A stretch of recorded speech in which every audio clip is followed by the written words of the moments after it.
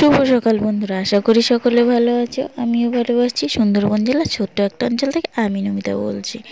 তো দেখো, সকালে ঘুম থেকে উঠেই আমার সমস্ত কাজ অলরেডি হয়ে গেছে। ঘরের ভিতরের বাইরের বলতে উঠোনটা ঝাঁটাতেই শুধু বাকি আছে, আর সব কাজই কম বেশি হয়ে গেছে। আর সকাল সকাল উঠে বেলা ওঠার আগেই কিছু কাজ সেরে নিই, কারণ দোকানে যেতে হয় তো, তার জন্য। আর ওই যে টমিটা দেখছো, সে এই কয়দিন হলো এসেছে, এখনও বাড়ির ভিতরে ঘুরঘুর করে বেড়াচ্ছে। তো দেখছো, আমি ঘর বাড়ি সব ভালোভাবে পরিষ্কার করেই উঠানটা ঝাঁটিয়ে নিচ্ছি। সোজা কলপার থেকে খুব ভালো করেই আমি উঠানটা ঝাঁটিয়ে নিচ্ছি। আর ওই যে পাইপটা ছিল, পাইপটাকেও আমি উপরে তুলে দিয়েছি, দিয়ে ওখানেও পাতা পড়েছিল প্রচুর, সেগুলোকেও আমি পরিষ্কার করে নিচ্ছি।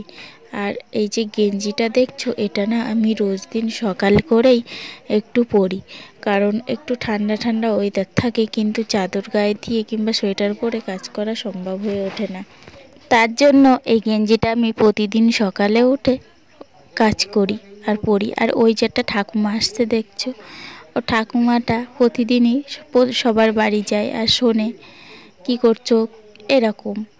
আর তো দেখো, আমি সবটুকু পরিষ্কার করে নিয়েছি। এখন আমি এই সামনেটা পরিষ্কার করে নেব।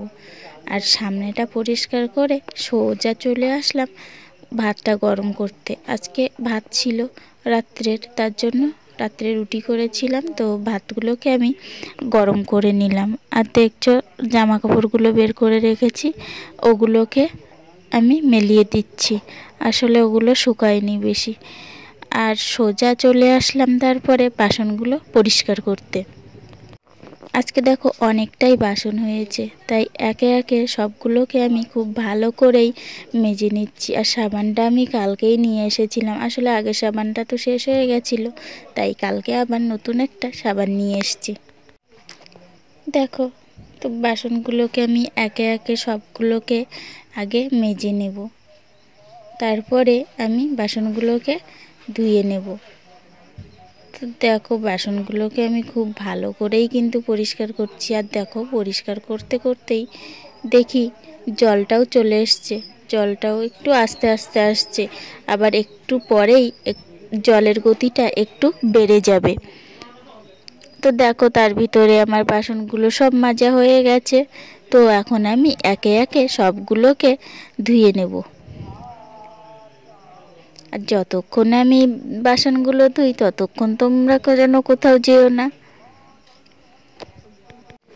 তো দেখো, বাসনগুলো কিন্তু আমার সব ধোয়া হয়ে গেছে। এখন আমি কটা জামা কাপড় নিয়ে এসেছি, এগুলোকে আমি সার্ফে ভিজিয়ে দেব।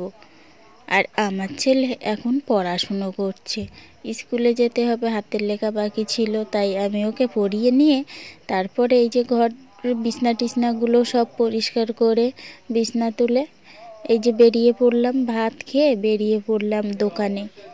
তো দেখো, ছেলেকে নিয়েই বেরিয়ে পড়লাম, ও গাড়িও চলে এসছে। তো আমি এখন টোটোয় উঠে সোজা চলে আসলাম দোকানে। ও টোটোয় উঠে স্কুলে চলে গেল, আর আমি চলে আসলাম দোকানে। তো দেখো, আজকে দোকানে কিন্তু কিছু বিক্রিই হয়নি সকালে। তো আমি কিছু সময় থেকে এখন 12টা নাগাদ বাড়ি চলে আসলাম। আর হাঁটতে হাঁটতে দেরি হয়ে যাচ্ছিলো, তাই দাদার সাইকেলটা ছিল, সাইকেলটাকে আমি নিয়ে এসেছি। আসলে বাপের বাড়ি কাছেই তো। তো মাছগুলো আমি ফ্রিজ থেকে কটা চুনো মাছ ছিল, সেগুলোকে বের করে দিলাম, দিয়ে সোজা আগে ভাতটা বসিয়ে নিলাম। তারপরে দেখো, দোকান থেকে আজকে সর্ষের তেল আর শুকনো লঙ্কা নিয়ে এসেছি। তো ওগুলোকে প্রথমে আমি কৌটায় ঢুকিয়ে নিলাম। আর ওই যে মৌটি মাছ ভাজে রেখেছি, আর ছেলের জন্য একটু মাংস করছি। আসলে অল্প একটু মাংস দোকানে বেশি হয়েছিল, তো ওর জন্য করছি। আর এই যে মৌটি মাছগুলো কপি দিয়ে রান্না করছি। দেখো, কপি কিন্তু আমি সিদ্ধ করেই রান্না করি।